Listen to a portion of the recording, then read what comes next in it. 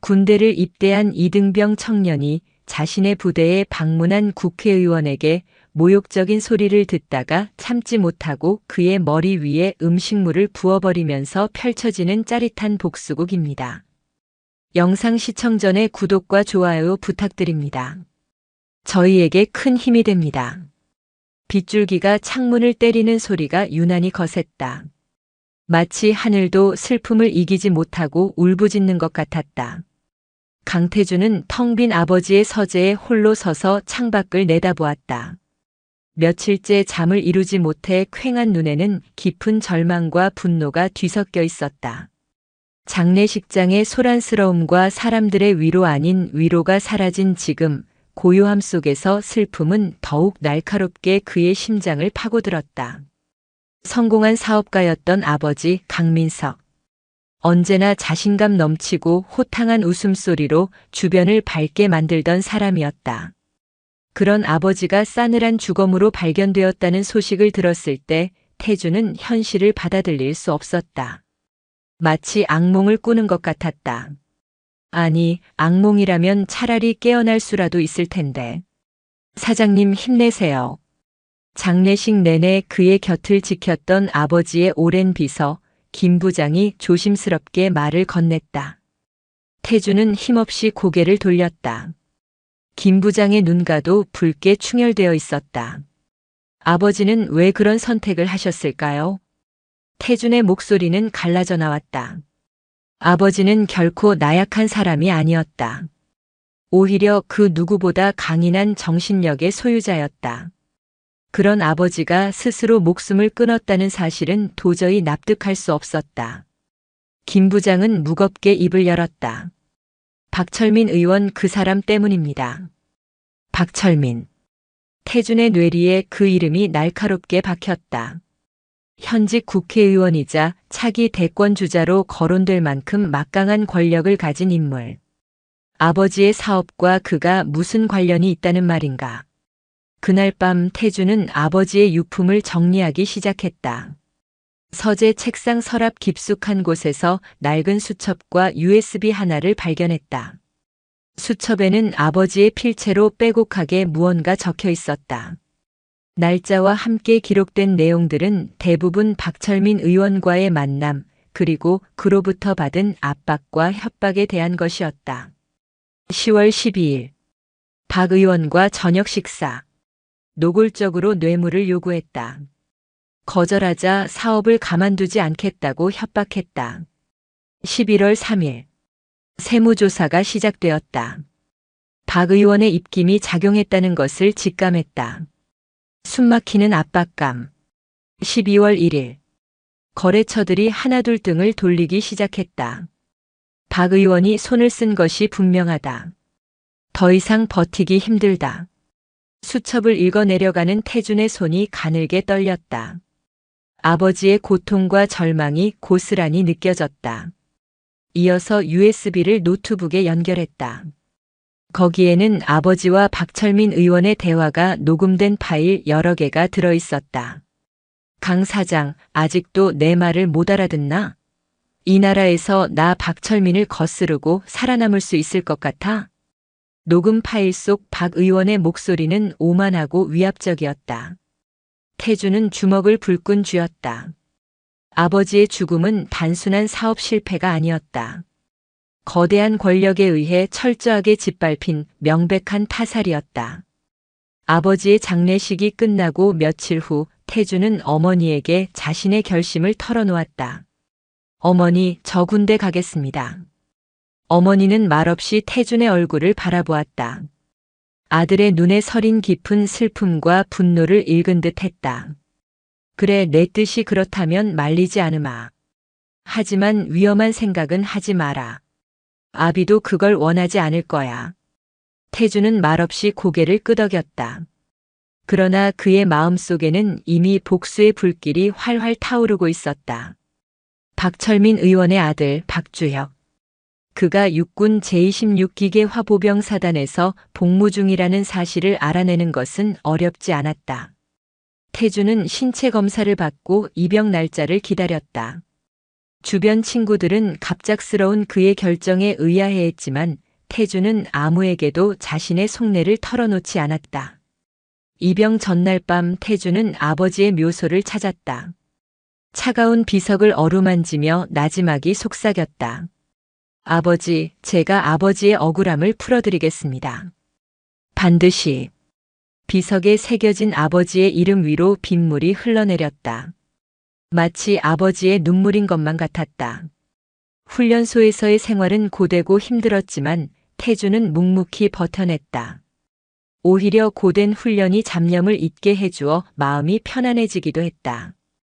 동기들과 함께 땀 흘리고 구르며 태주는 조금씩 군 생활에 적응해 나갔다. 그러나 그의 마음속에는 늘 복수라는 칼날이 번뜩이고 있었다. 밤마다 아버지의 마지막 모습을 떠올리며 복수의 의지를 다졌다. 사격 훈련에서는 관역을 박철민 의원의 얼굴이라 생각하며 방아쇠를 당겼다. 행군 중에는 지쳐 쓰러질 것 같아도 아버지의 고통을 생각하며 이를 악물고 걸었다. 태준의 뛰어난 신체 능력과 강인한 정신력은 훈련소 내에서도 금세 두각을 나타냈다. 소대장은 그를 눈여겨보았고 동기들은 그를 의지했다. 마침내 훈련소 수료식 날 태준은 자신이 원하던 제26기계 화보병 사단으로 배치받았다는 소식을 들었다. 그의 입가에 희미한 미소가 번졌다. 복수의 서막이 오르고 있었다. 자대에 배치받은 첫날 태준은 생활관에서 박주혁과 마주쳤다. TV에서 보던 박철민 의원과 꼭 닮은 얼굴이었다. 태준은 자신도 모르게 주먹을 꽉 쥐었다. 신병이냐? 이름이 뭐야? 박주혁이 건방진 말투로 물었다. 태준은 애써 분노를 억누르며 관등 성명을 댔다. 이병 강태준. 박주혁은 태준을 위아래로 훑어보더니 피식 웃었다. 눈빛이 제법인데? 앞으로 잘해봐라. 그날 이후 태준은 박주혁을 그림자처럼 따라다니며 그의 모든 것을 관찰하기 시작했다. 박주혁은 아버지의 후광을 등에 업고 부대 내에서 온갖 특혜를 누리고 있었다. 훈련은 물론이고 작업이나 근무에서도 항상 열외였다.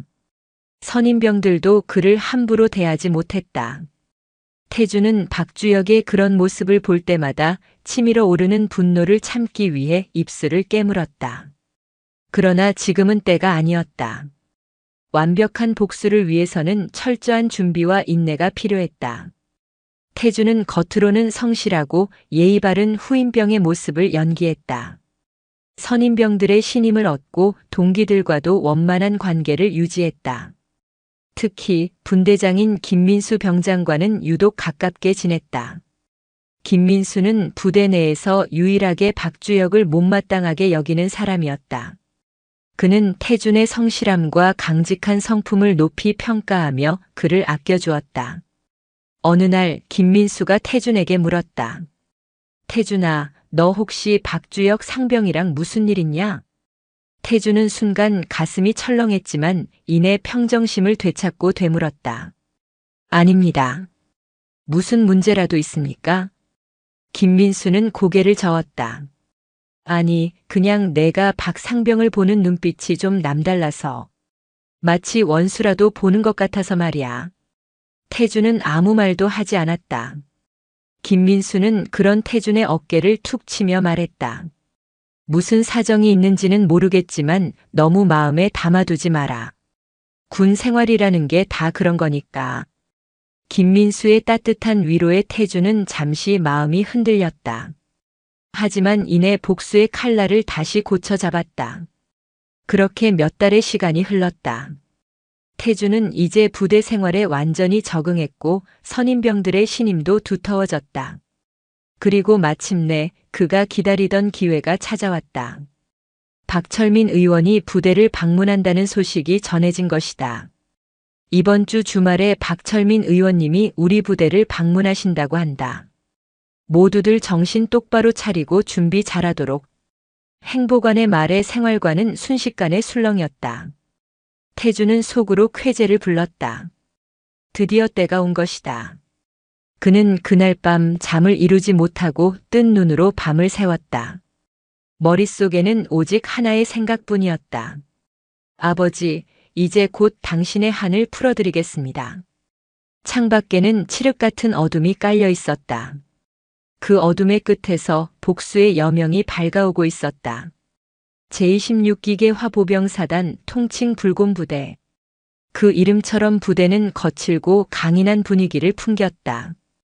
강원도 철원의 매서운 겨울바람과 험준한 산악지형은 훈련병들의 낭만을 단숨에 집어삼켰다. 자대 배치를 받은 첫 주 강태주는 숨막히는 긴장감 속에서 한순간도 경계를 늦출 수 없었다. 눈을 뜨는 순간부터 잠드는 순간까지 모든 것이 낯설고 모든 시선이 칼날처럼 느껴졌다. 그의 군 생활은 총기 수입으로 시작되었다. 선임병들은 마치 오랜 의식을 치르듯 신병들의 총기 분해 및 결합 상태를 매섭게 확인했다. 태주는 훈련소에서 배운 대로 하지만 그 누구보다 능숙하고 빠르게 자신의 K2 소총을 분해하고 꼼꼼하게 기름칠을 시작했다. 그의 손놀림에는 한치의 망설임도 없었다. 총열 내부를 닦아내는 강중유 냄새, 총몸의 차가운 금속 감촉, 그리고 이 모든 것을 지켜보는 선임들의 날카로운 눈빛이 그의 온 신경을 자극했다. 어이 신병. 자세 좀 나오는데? 비꼬는 듯한 목소리에 고개를 들자 박주혁 상병이 팔짱을 낀 채 그를 내려다보고 있었다. 태주는 심장이 내려앉는 것을 느꼈지만 이내 평정을 되찾고 자세를 바로 했다. 감사합니다. 짧은 대답에 박주혁은 흥미를 잃었다는 듯 콧방귀를 뀌며 돌아섰다. 그 순간에도 태준의 눈은 박주혁의 행동 하나하나를 놓치지 않고 뇌리에 새겼다. 다른 병사들이 땀 흘리며 총기를 손질하는 동안 박주혁은 자신의 관물대에 기대어 유유히 휴대폰을 만지고 있었다. 누구 하나 그를 제지하는 사람이 없었다. 이곳이 바로 그가 만든 불평등의 왕국이었다. 태주는 복수를 위해 자신을 철저히 위장해야 했다. 그는 성실하고 능력 있는 후임이라는 가면을 쓰기로 결심했다. 새벽 5시 반 기상 나팔이 울리기 10분 전이면 그는 가장 먼저 일어나 전투복을 갈아입고 자신의 침상을 각 잡힌 호텔 침대처럼 정리했다.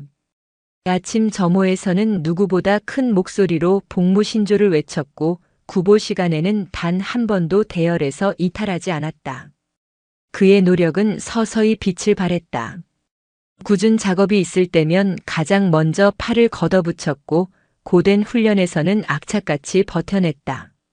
사격 훈련에서는 만발을 기록하며 분대장의 칭찬을 받았고 야간 경계 근무 중에는 단 한순간도 졸지 않고 철책 너머의 어둠을 응시했다. 그의 이런 모습은 선임병들의 경계심을 허물고 쓸만한 놈이라는 인식을 심어주기에 충분했다. 하지만 그의 진짜 목표는 따로 있었다. 그는 부대의 모든 정보가 오고 가는 흡연장을 주목했다. 담배를 피우지 않았지만 그는 일부러 그곳을 맴돌며 선임들의 대화를 귀담아 들었다. 야, 박상병 또 외박 나간다더라. 아빠 빼기 좋긴 좋아.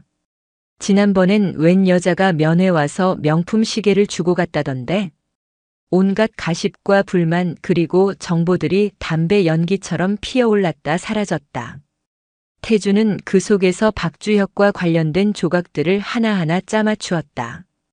그는 박주혁이 주말마다 외박을 나가 강남의 클럽에서 유흥을 즐긴다는 것, 그의 어머니가 매주 최고급 한우와 비타민제를 소포로 보낸다는 것, 심지어 대대장조차 박 의원의 눈치를 보며 그를 함부로 대하지 못한다는 사실까지 알게 되었다. 분노가 치밀었지만 태주는 포커페이스를 유지했다. 그의 무표정한 얼굴 뒤에서는 복수의 칼날이 더욱 날카롭게 벼려지고 있었다. 어느 주말 오후 부대원들에게 잠시 휴식 시간이 주어졌다. 대부분의 병사들이 PX에 가거나 TV를 보며 시간을 보낼 때 태주는 생활관 구석에서 전투화에 광을 내고 있었다. 그때 박주혁이 누군가와 큰 소리로 통화하며 생활관으로 들어섰다. 아, 아버지.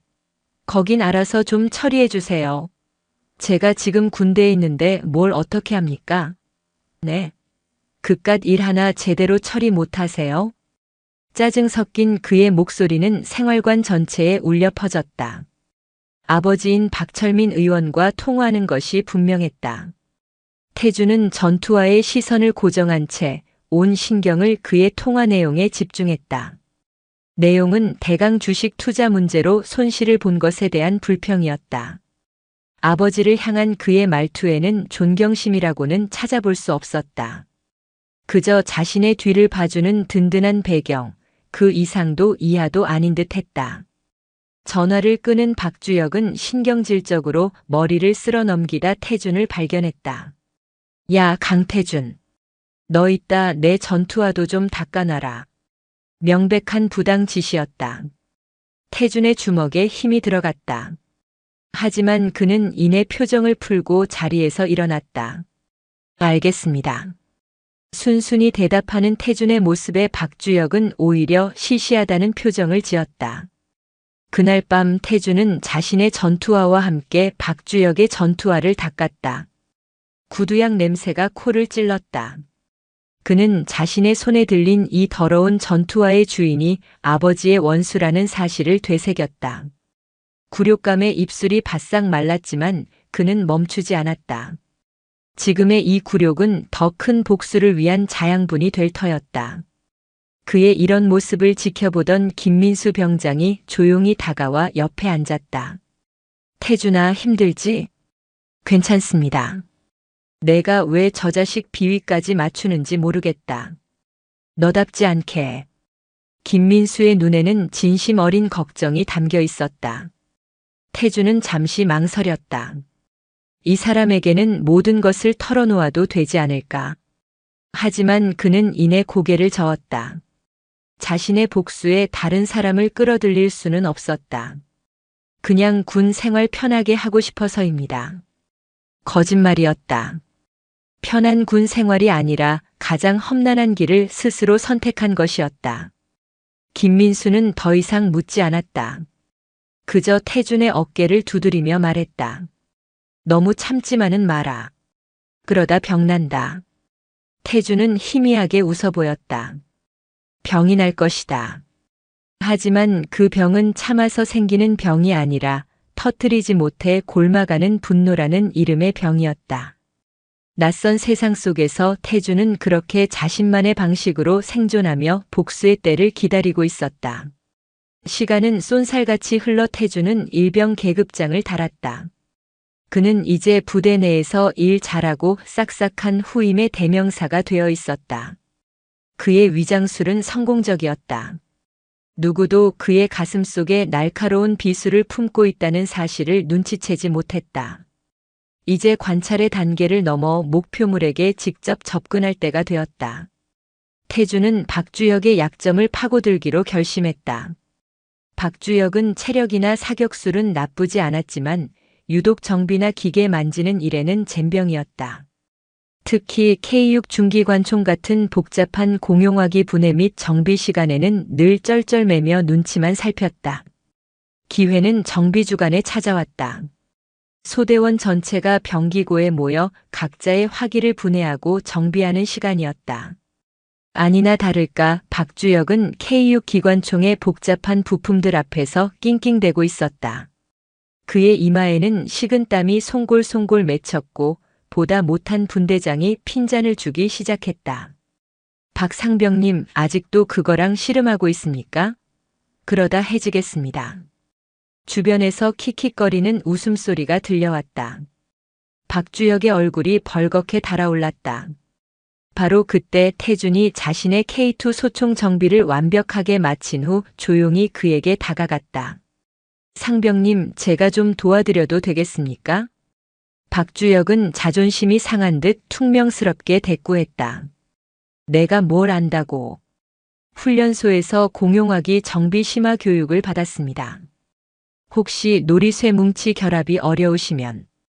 태준은 마치 정답을 알고 있다는 듯 박주혁이 막혀있던 부분을 정확히 짚어냈다.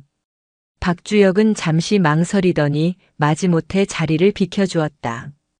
태주는 능숙한 손놀림으로 부품들을 분해하고 기름칠한 뒤 막힘없이 재결합하기 시작했다. 그의 손에서 복잡한 쇳덩어리들이 마치 살아있는 생물처럼 제자리를 찾아갔다. 주변에서 지켜보던 병사들의 입에서 나지막한 감탄사가 흘러나왔다. 정비를 마친 태주는 아무렇지 않다는 듯 박주혁에게 총기를 건넸다. 다 됐습니다. 박주혁은 복잡한 표정으로 태준과 자신이 방금까지 쩔쩔매던 K6 기관총을 번갈아 보았다. 고맙다는 말 대신 그는 툭 한마디를 던졌다. 수고했다. 그날 이후 박주혁의 태도는 미묘하게 달라졌다. 그는 더 이상 태준을 그저 그런 신병으로 대하지 않았다. 가끔씩 먼저 말을 걸어오기도 했고 자신의 무용담을 늘어놓기도 했다. 태준은 훌륭한 청자가 되어주었다. 그의 허풍 섞인 자랑에 맞장구를 쳐주고 그의 불평을 진지하게 들어주었다. 어느 날 저녁 점호가 끝난 뒤 흡연장에서였다. 단둘이 담배를 피우게 된 상황, 태주는 조심스럽게 준비한 미끼를 던졌다. 주혁 상병님은 아버님과 사이가 아주 좋으신 것 같습니다. 자주 통화도 하시고. 박주혁은 담배 연기를 길게 뿜어내며 피식 웃었다. 좋긴 뭐가 좋아. 맨날 잔소리만 하는 양반인데. 지긋지긋하다. 그래도 의원님처럼 대단한 분을 아버지로 두셨으니 든든하시겠습니다. 저희 아버지는 평생 작은 공장을 운영하시다 몸이 안 좋아지셔서 일찍 돌아가셨습니다. 태주는 미리 준비해둔 거짓 스토리를 담담하게 털어놓았다. 그의 표정에는 순간 아련한 슬픔이 스쳐 지나갔다. 연기였지만 아버지에 대한 그리움은 진심이었다.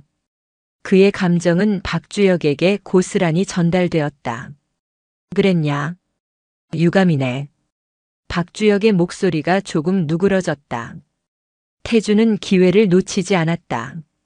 아버지가 살아계실 때 제게 늘 정직하게 살아야 한다고 말씀하셨습니다. 그런데 세상은 꼭 정직한 사람에게 더 가혹한 것 같습니다. 그 말에 박주혁은 깊이 공감한다는 듯 고개를 끄덕였다. 야, 그거 진짜 맞는 말이다. 우리 아버지 봐라. 겉으로는 깨끗한 척, 정의로운 척 다 하지만 뒤로는 얼마나 더러운데. 이번에 어떤 멍청한 사업가 하나가 밉보였다고 아주 작사를 내버리셨다더라. 세무조사에 인허가 취소해 결국 그 양반 자살했다던가. 순간 태주는 숨을 멈췄다. 온몸에 피가 역류하는 것 같았다. 멍청한 사업가. 그가 자신의 아버지를 지칭하는 말이었다. 태주는 주먹을 쥔 손톱이 손바닥을 파고드는 고통을 느끼며 간신히 분노를 삼켰다. 무서운 분이시네요. 무섭지. 그러니까 다들 아버지 앞에선 꼼짝도 못하는 거 아니겠어? 나도 가끔은 저런 사람이 내 아버지라는 게 소름 끼칠 때가 있다니까. 박주혁은 아무것도 모른 채 짓거렸다. 태주는 그의 얼굴을 쳐다볼 수 없었다. 지금 당장이라도 그의 멱살을 잡고 모든 진실을 외치고 싶은 충동을 억누르기 위해 그는 땅바닥만 내려다보았다. 그들의 대화를 멀리서 김민수 병장이 지켜보고 있었다. 그는 태준이 박주혁과 가까워지는 것을 계속해서 경계하고 있었다. 다음 날 김민수는 훈련을 마친 태준을 따로 불러냈다. 강일병. 너 요즘 박 상병이랑 붙어 다니는 거 무슨 꿍꿍이야? 김민수의 목소리는 날카로웠다. 아닙니다. 그냥 내가 바보로 보여? 저 자식은 상종 못할 인간이야. 가까이에서 좋을 거 하나 없어. 내가 어떤 사람인지 내가 아는데 왜 스스로 진흙탕에 들어가려는 거냐? 태주는 대답할 수 없었다. 그의 침묵에 김민수는 더욱 답답해했다. 무슨 사정인진 몰라도 선 넘지 마라. 그러다 너만 다쳐. 김민수의 진심 어린 충고가 가슴을 찔렀지만 태주는 멈출 수 없었다. 이미 선은 넘었다. 루비콘 강을 건넜고 이제 돌아갈 다리는 없었다. 며칠 후 중대 게시판에 공지문 하나가 붙었다. 공지국회 국방위원회 소속 박철민 의원 부대 방문 일정 안내. 토요일 오전 10시부터 오후 4시. 모든 병사들의 시선이 공지문에 쏠렸다. 태준 역시 그 공지문을 뚫어져라 쳐다보았다. 심장이 미친 듯이 뛰기 시작했다. 드디어 그날이 온 것이다. 그의 길고 긴 기다림의 끝, 그리고 복수의 시작을 알리는 그날이. 태준은 생활관으로 돌아와 자신의 수첩을 펼쳤다. 그리고 박철민 의원의 방문 날짜에 굵은 펜으로 동그라미를 쳤다. 그 동그라미는 마치 관역의 중심처럼 보였다. 이제 방아쇠를 당길 손가락만 남았다. 그의 눈빛이 그 어느 때보다 차갑고 단단하게 빛나고 있었다. 박철민 의원의 부대 방문 소식은 조용하던 부대에 기름을 부은 듯 했다. 부대 전체가 들썩였다. 병사들은 연병장에 잡초를 뽑고 낡은 건물에 페인트 칠을 새로 하고 화단에 이름 모를 꽃을 심었다. 마치 오랫동안 방치했던 집에 귀한 손님이 오는 것처럼 모든 것이 번쩍이고 정돈되어야 했다. 이 요란하고 부질없는 움직임의 한복판에서 강태준은 홀로 차가운 평온을 유지했다. 그의 내면은 폭풍 전야처럼 고요했고 그 고요함 속에서 복수의 계획이 더욱 선명하게 모습을 갖추어갔다. 그에게는 기회가 필요했다. 박철민의 가장 가까운 곳, 그의 오만함이 가장 적나라하게 드러날 그 장소에 서야만 했다. 태준이 선택한 무대는 식당이었다. 권력자들은 언제나 밥상머리에서 자신의 본색을 드러내는 법이다. 그는 의원 방문 당일 취사 지원 근무를 따내야만 했다. 문제는 그날의 취사 지원이 이미 고참 병사들 위주로 내정되어 있다는 것이었다. VIP를 상대하는 일인 만큼 어수룩한 신병이 아닌 능숙한 병사가 필요하다는 것이 취사반장의 방침이었다. 태준은 전공법을 택했다. 그는 일과 시간이 끝나면 자발적으로 취사장에 내려가 굳은 일을 도왔다. 산더미처럼 쌓인 식판을 닦고 뜨거운 증기가 피어오르는 밥솥을 청소하고 음식물 쓰레기를 처리했다. 취사반장은 처음에는 그를 귀찮아했지만 묵묵히 땀 흘리는 그의 성실함에 점차 마음을 열기 시작했다. 강일병, 넌 뭐하러 사서 고생이냐? 내 할 일도 많을 텐데. 요리에 관심이 많습니다. 사회에 있을 때 식당에서 아르바이트 했던 경험도 있습니다. 태준은 또 하나의 거짓말을 능숙하게 늘어놓았다. 그는 취사반장의 신뢰를 얻기 위해 자신의 경험을 10분 발휘했다. 재료 손질부터 배식까지 그의 손놀림은 어지간한 취사병보다 정확하고 빨랐다. 마침내 의원 방문 사흘 전 태준은 취사반장에게 조심스럽게 말을 꺼냈다. 반장님, 의원님 방문 당일 제가 배식을 돕게 해주실 수 있겠습니까? 중요한 날인 만큼 조금이라도 힘을 보태고 싶습니다. 그의 눈빛에는 군인다운 책임감과 순수한 열정이 담겨 있었다. 며칠간 그의 성실함을 지켜봐 온 취사반장은 흔쾌히 고개를 끄덕였다. 그래, 강일병이라면 믿고 맡길 수 있겠다. 그날 VIP 배식 라인은 너한테 맡기마. 복수의 첫 번째 관문이 열렸다. 한편 아버지의 방문일이 다가올수록 박주혁은 눈에 띄게 예민해졌다. 그는 괜히 후임들에게 트집을 잡아 화풀이를 하거나 관물대를 몇 번이고 다시 정리하며 안절부절 못했다. 아버지에게 잘 보이고 싶은 초조함과 그에게서 받을 스트레스에 대한 두려움이 뒤섞인 불안정한 상태였다.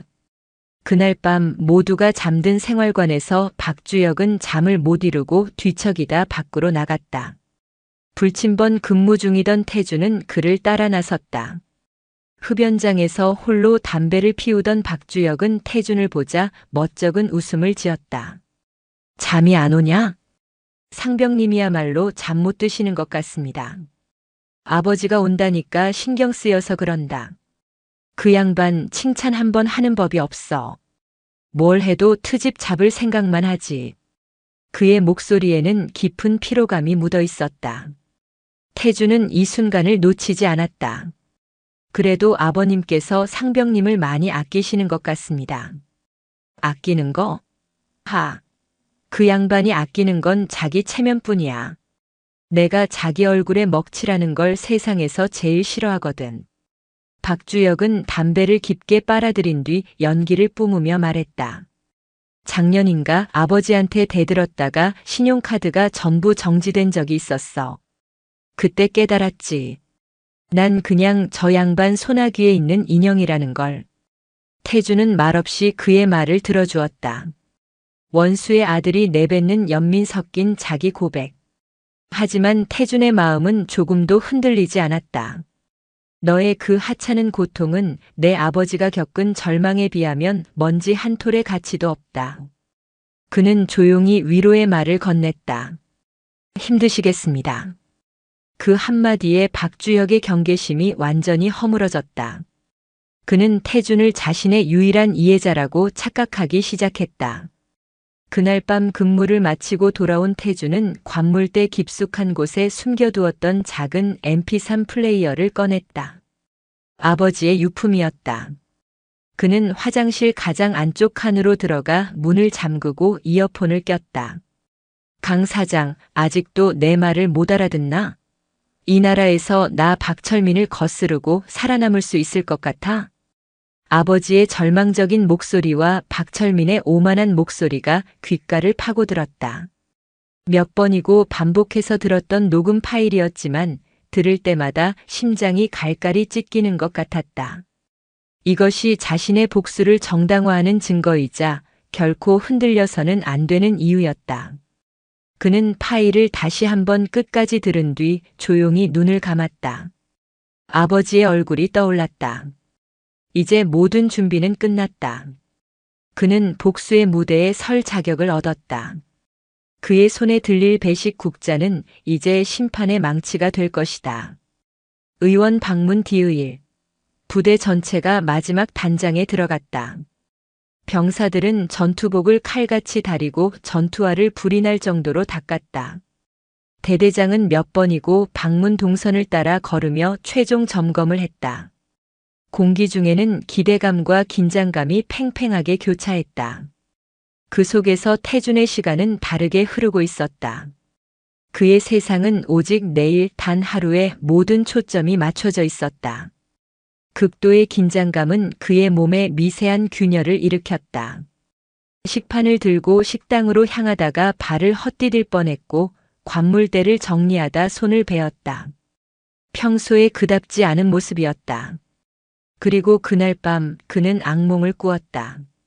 꿈속에서 아버지는 피를 흘리며 왜 자신을 구하지 않았냐고 원망하고 있었다. 아버지!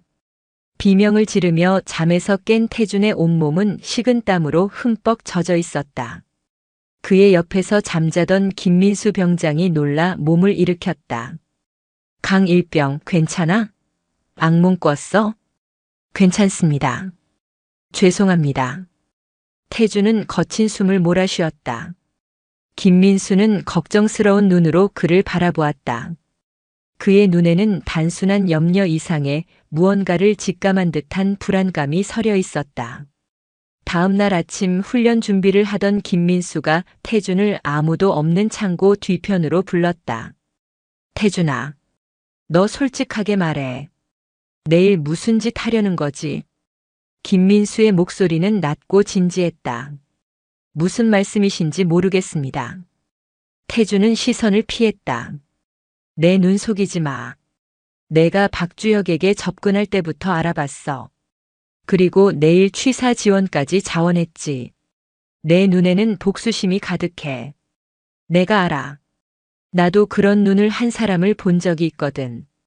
김민수는 잠시 말을 멈추고 하늘을 보았다. 무슨 사연인지는 모르겠지만 제발 멈춰. 박철민 같은 인간 하나 때문에 내 인생 전부를 던지는 멍청한 짓은 하지 말란 말이다. 그것은 진심 어린 충고이자 마지막 경고였다.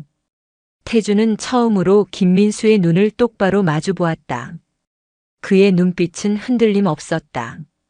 민수 형. 만약 형의 아버지가 억울하게 돌아가셨다면 그리고 그 범인이 눈앞에서 웃고 있다면 형은 어떻게 하시겠습니까? 형이라는 한 번도 부른 적 없던 호칭에 김민수는 말을 잃었다. 태준의 질문 속에 모든 대답이 담겨 있었다.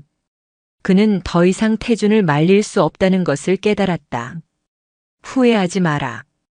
김민수는 그 한마디를 남기고 무겁게 돌아섰다. 그날 밤 태준은 생애 가장 정성스럽게 편지를 썼다. 받는 사람은 어머니였다. 혹시 모를 상황에 대비한 유서와도 같았다. 그는 자신의 복수가 정당했음을, 그리고 어머니를 얼마나 사랑했는지를 꾸밈없이 적어 내려갔다. 편지를 곱게 접어 전투복 안주머니에 넣자 이상하게 마음이 차분해졌다. 그는 관물대 가장 깊숙한 곳에서 아버지와 함께 찍은 낡은 가족 사진을 꺼냈다. 사진 속에서 아버지는 환하게 웃고 있었다. 태준은 사진 속 아버지의 얼굴을 손가락으로 가만히 쓸었다. 아버지, 보고 계시죠? 제가 해낼게요. 더 이상 억울해하지 마세요. 그는 사진을 다시 제자리에 넣고 조용히 눈을 감았다. 내일이면 모든 것이 끝난다. 혹은 모든 것이 새롭게 시작될 것이다. 마지막 밤은 소리 없이 깊어가고 있었다. 다음 날 새벽 기상 나팔이 울리기 한참 전, 태준은 잠에서 깨어 있었다. 그는 조용히 침상에서 일어나 세면장으로 향했다. 거울 속에 비친 자신의 얼굴은 낯설었다. 어젯밤의 불안과 고뇌는 사라지고 얼음처럼 차갑고 강철처럼 단단한 결의만이 남아 있었다. 눈빛은 폭풍의 눈처럼 고요했지만 그 안에는 모든 것을 집어삼킬 거대한 분노가 소용돌이치고 있었다. 태준은 차가운 물에 얼굴을 씻었다. 물방울이 맺힌 거울 속의 남자가 그를 똑바로 응시하고 있었다. 그는 더 이상 과거의 강태준이 아니었다. 그는 아버지의 이름으로 심판을 집행할 복수의 화신이었다. 폭풍이 마침내 상륙했다. 행사 오전 10시 부대 위병소 앞으로 검은색 세단 여러 대가 미끄러지듯 들어섰다. 도열에 있던 헌병들이 절도 있는 동작으로 경례를 붙였다. 가장 앞선 차량의 문이 열리고 말끔한 정장 차림의 박철민 의원이 모습을 드러냈다. 그는 익숙하다는 듯 손을 가볍게 들어 보이며 자신을 맞이하러 나온 대대장과 악수를 나눴다. 그의 얼굴에는 권력자의 여유와 오만함이 가득했다. 태준은 식당 창문 너머로 그 광경을 지켜보고 있었다. 심장이 쿵 하고 바닥으로 떨어지는 것 같았다. 드디어 왔다. 아버지의 원수, 자신의 목표물이 손에 잡힐 거리에 나타난 것이다. 그의 손에 들린 스테인리스 국자가 유난히 무겁게 느껴졌다. 박철민 의원은 대대장의 안내를 받으며 부대 시설을 둘러보기 시작했다. 생활관을 방문해서는 병사들의 어깨를 두드리며 고생이 많다는 영혼 없는 격려를 건넸고, 훈련장을 보면서는 우리 군이 안보 태세가 든든하다는 상투적인 멘트를 날렸다. 그의 아들 박주혁은 내내 불안한 표정으로 아버지의 뒤를 따랐다. 마침내 길고 긴 부대 순시가 끝나고 점심시간이 되었다. 박 의원 일행은 특별히 마련된 병사 식당으로 향했다. 오늘 메뉴는 그가 가장 좋아한다는 된장찌개와 여러 가지 특식으로 구성되어 있었다. 태준은 VIP 배식 라인의 가장 중요한 위치, 메인 메뉴인 된장찌개를 담당하고 있었다. 뜨거운 김이 피어오르는 찌개통 앞에서 그는 조용히 숨을 골랐다. 그의 심장 박동 소리가 귀에 들릴 지경이었지만 그의 손은 조금도 떨리지 않았다. 드디어 박철민 의원이 식판을 들고 그의 앞에 섰다. 태준은 고개를 숙인 채 국자로 찌개를 펐다. 박 의원은 식판에 담긴 찌개를 경멸적인 시선으로 훑어보았다. 그리고는 나지막하지만 주변 사람들이 모두 들을 수 있을 정도의 목소리로 말했다. 이게 뭔가? 이걸 우리 아들놈 떨어 먹으라고 주는 건가? 이런 건 개나 줘도 안 먹겠군. 순간 식당의 모든 소음이 멎었다. 그 한마디는 태준의 마지막 이성의 끈을 끊어버리는 방아쇠였다. 아버지를 모욕하고 땀 흘려 음식을 만든 병사들의 노고를 짓밟고 아들 앞에서 자신의 권력을 과시하는 오만함의 극치. 태주는 천천히 고개를 들었다. 그리고 박철민 의원의 눈을 똑바로 쳐다보았다. 그의 눈빛을 마주한 박 의원은 순간 주춤했다. 그곳에는 복종과 두려움이 아닌 지옥의 심연보다 더 깊고 차가운 증오가 담겨 있었다. 시간이 멈춘 것 같았다. 태주는 아무 말 없이 아주 천천히 그리고 단호한 동작으로 국자를 들어 올렸다. 그리고 팔팔 끓는 된장찌개를 건더기와 국물까지 남김없이 박철민 의원의 반짝이는 이마와 최고급 정장을 향해 그대로 쏟아부었다. 으악! 정적을 깨고 박철민의 고통스러운 비명이 터져나왔다. 뜨거운 찌개가 얼굴과 상반신을 덮치자 그는 비명을 지르며 바닥을 뒹굴었다. 식당은 순식간에 아수라장이 되었다. 경호원들이 달려들고 장교들이 소리치고 병사들은 경악하며 입을 다물지 못했다. 박주역은 하얗게 질린 얼굴로 그 자리에 얼어붙어 있었다. 경호원들이 달려들어 태준을 덮치기 직전 그는 남아있는 모든 힘을 끌어모아 외쳤다. 그의 목소리는 쩌렁쩌렁하게 식당 전체에 울려 퍼졌다. 이건 내 아버지 강민석의 몫이다. 당신이 죽인 내 아버지의 이름으로 당신을 심판하겠다. 그 말을 끝으로 태준의 몸은 바닥에 거칠게 내동댕이 쳐졌다. 제압당한 그의 팔이 뒤로 꺾이고 얼굴이 차가운 바닥에 처박혔다. 시야가 흐려졌지만 그의 입가에는 희미한 미소가 걸려 있었다. 뜨거운 찌개를 뒤집어 쓴 채 고통에 몸부림치는 박철민 의원의 추악한 모습. 그것이 강태준이 본 심판의 날, 그 첫 번째 풍경이었다. 복수는 이제 막 시작되었을 뿐이었다. 강태준이 헌병대의 손에 이끌려 사라진 식당은 거대한 폭풍이 휩쓸고 지나간 듯 했다. 엎질러진 된장찌개의 구수한 냄새와 박철민 의원의 고통스러운 신음, 그리고 사람들의 웅성거림이 뒤섞여 혼돈의 교향곡을 연주했다. 사건은 빛의 속도로 부대 전체에 퍼져나갔고 곧장 국방부와 청와대에까지 보고되었다. 군사경찰 수사관들이 현장에 닥쳤고 태준은 차가운 독방에 갇혔다. 사방이 회색 시멘트 벽으로 둘러싸인 좁은 공간. 태준은 차가운 바닥에 등을 대고 누워 천장을 응시했다. 몇 년간 그의 온몸을 짓누르던 복수라는 거대한 바위가 사라진 자리에 낯선 평온함과 함께 거대한 공허가 밀려왔다. 해냈다. 아버지의 이름을 세상에 외쳤다. 하지만 이제 무엇이 남았는가?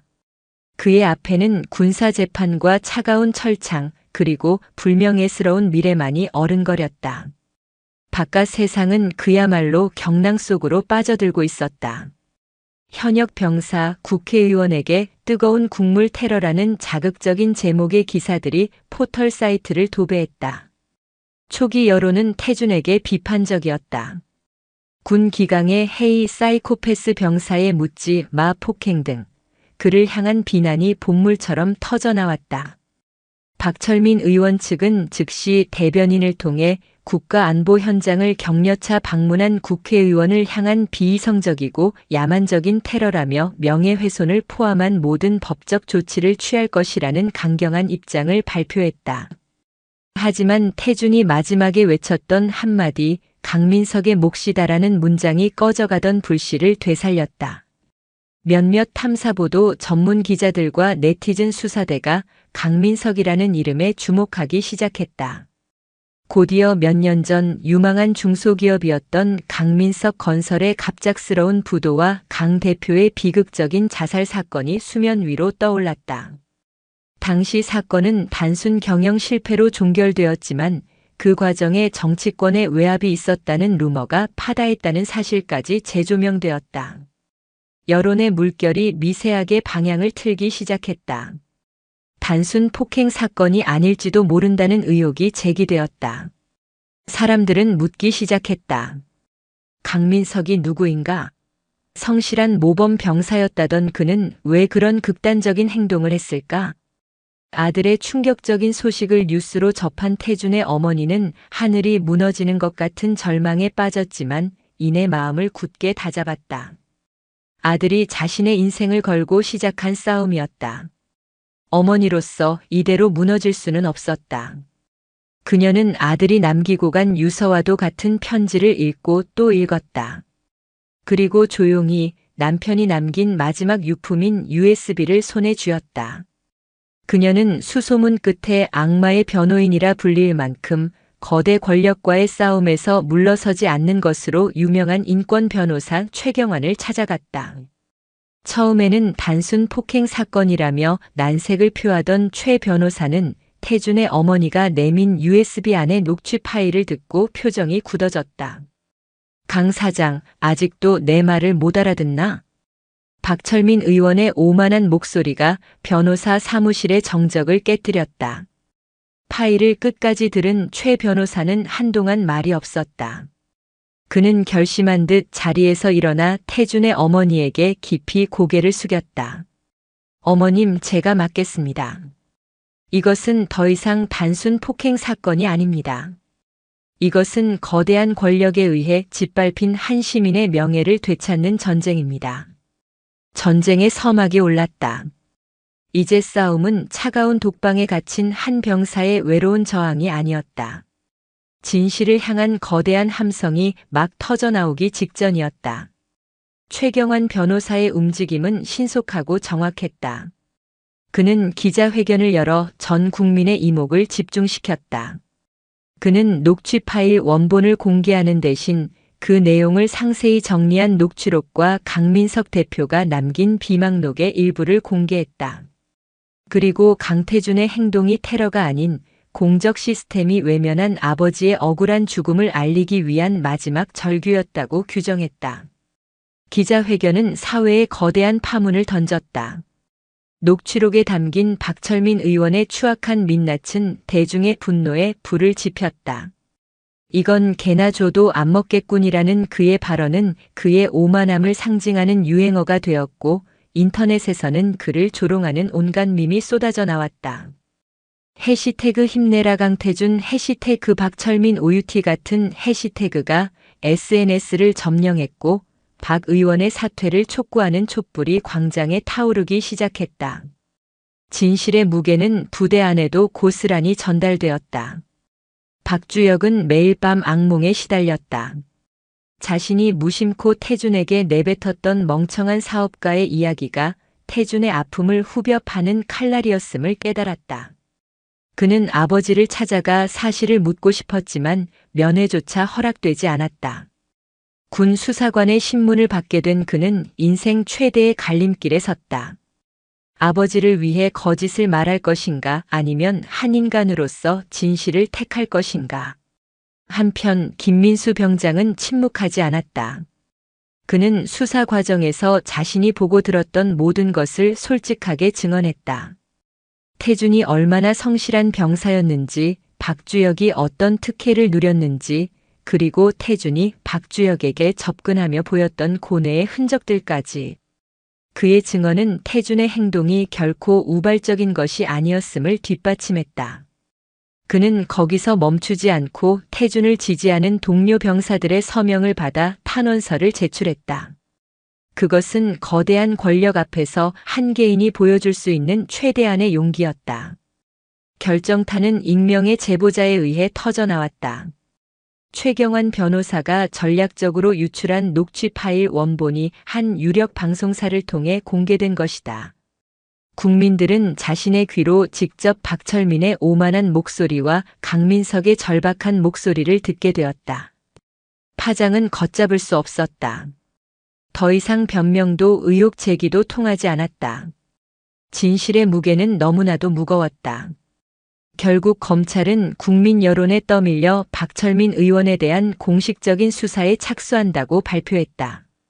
진실이라는 이름의 거대한 파도가 박철민이라는 견고한 성벽을 향해 무서운 기세로 몰아치고 있었다.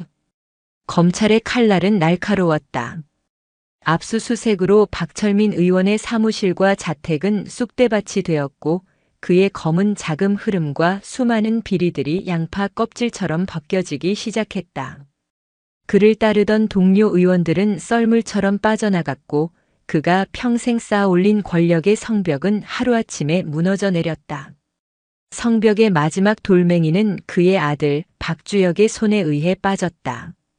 깊은 고뇌 끝에 검찰에 출두한 박주역은 자신이 알고 있는 모든 것을 털어놓았다. 아버지가 강민석 대표에 대해 손 좀 봐줬다고 말했던 사실, 그리고 태준이 자신에게 접근했던 과정까지. 그의 증언은 아버지의 등에 비수를 꽂는 행위였지만 한편으로는 그가 짊어져야 할 진실의 무게를 내려놓는 속죄의 과정이기도 했다. 같은 시각 강태준의 군사재판이 열렸다. 군 검찰은 법과 원칙을 내세워 상관 모욕 및 특수상해 혐의로 그에게 중형을 구형했다. 하지만 최경환 변호사는 법은 만인에게 평등해야 하며 피고인의 행위는 부패한 권력에 대한 시민 불복종의 연장선상에 있다고 열변을 토했다. 재판정 밖에서는 수많은 시민들이 태준의 무죄를 외치며 시위를 벌였다. 마침내 두 개의 심판이 동시에 내려졌다. 서울중앙지방법원은 박철민에게 직권남용, 뇌물수수 등의 혐의를 인정하여 징역 12년을 선고했다. 법정에 선 그는 끝까지 자신의 혐의를 부인했지만 그의 몰락은 기정사실이 되었다. 그리고 며칠 후 군사법원은 강태준에게 유죄를 선고했다. 법치국가에서 사적 복수를 용납할 수 없다는 것이 이유였다. 하지만 재판부는 피고인이 겪었을 정신적 고통과 사건의 사회적 파장, 그리고 국민적 법감정을 고려하여 군 형법상 최하한의 형량인 징역 1년 6개월을 선고했다. 법을 어긴 것에 대한 처벌이었지만 사실상 태준의 도덕적 승리를 인정해준 판결이었다. 판결을 듣는 순간 태준은 조용히 눈을 감았다. 길고 길었던 전쟁이 끝났음을 직감했다. 후련함도 기쁨도 아니었다. 그저 모든 것을 불태운 뒤에 찾아오는 절대적인 고요함만이 그를 감쌌다. 재판정을 나서자 수많은 카메라 플래시와 함께 그를 연호하는 사람들의 함성이 터져나왔다. 그 함성 속에서 태준은 처음으로 자신의 어깨를 짓누르던 아버지의 무게가 사라졌음을 느꼈다. 1년 6개월의 시간이 흘렀다. 계절이 6번 바뀌고 세상은 또 그만큼 변해 있었다. 군 교도소의 두꺼운 철문이 열리고 조금은 수척해졌지만 한결 편안해진 얼굴에 강태준이 걸어 나왔다. 문 앞에는 그의 어머니와 저녁모를 쓴 김민수가 그를 기다리고 있었다. 어머니, 고생했다 아들. 어머니는 말없이 아들을 끌어안았다. 김민수는 멋쩍게 웃으며 태준의 어깨를 힘껏 두드렸다. 그가 가장 먼저 향한 곳은 아버지의 묘소였다. 그는 잡초 하나 없이 깨끗하게 관리된 봉분 앞에 국화 한 송이를 내려놓았다. 아버지, 이제 편히 쉬세요. 복수를 다짐했던 그날 밤과는 다른 말이었다. 복수해드릴 개요가 아닌 편히 쉬세요였다. 그것은 그가 긴 어둠의 터널을 지나 마침내 도달한 성장의 증거였다. 그는 더 이상 복수에 얽매인 아들이 아니었다. 그의 삶은 천천히 제자리를 찾아갔다. 박주역에게서는 한 통의 긴 편지가 도착했다. 아버지의 죄를 대신 사죄하는 내용과 자신의 새로운 삶에 대한 다짐이 담겨 있었다. 태준은 그 편지를 말없이 태웠다. 용서할 것도 미워할 것도 없었다. 그저 각자의 삶을 살아갈 뿐이었다. 태준은 아버지가 남긴 유산과 시민들의 성금으로 작은 공익재단을 만들었다. 이름은 민석재단. 거대 권력의 횡포로 억울한 일을 당했지만 법의 보호를 받지 못하는 사람들을 돕는 곳이었다. 그것이 아버지가 평생 지키고자 했던 정직의 가치를 이어가는 자신만의 방식이라 믿었다. 어느 맑은 가을날 오후 태준은 재단 사무실 창가에 서서 분주하게 오가는 사람들을 내려다보고 있었다. 그의 곁에는 이제 재단의 든든한 동료가 된 김민수가 함께했다. 여기서 보니까 세상 참 평화로워 보인다. 안 그러냐? 김민수의 말에 태주는 희미하게 웃었다. 평화. 그것은 그가 자신의 모든 것을 걸고 되찾고 싶었던 단어였다. 복수를 통해 얻은 것은 통쾌함이 아니었다. 진실을 밝히고 부서진 정의를 바로 세우고 마침내 상처 입은 사람들이 서로를 보듬을 수 있는 일상의 회복. 그것이 그가 진정으로 원했던 것일지도 모른다. 그의 시선이 저 멀리 푸르고 높은 가을 하늘에 닿았다. 길고 어두웠던 밤이 지나고 마침내 고요한 아침이 밝아오고 있었다. 영상이 유익하셨다면 구독과 좋아요, 댓글까지 부탁드리겠습니다.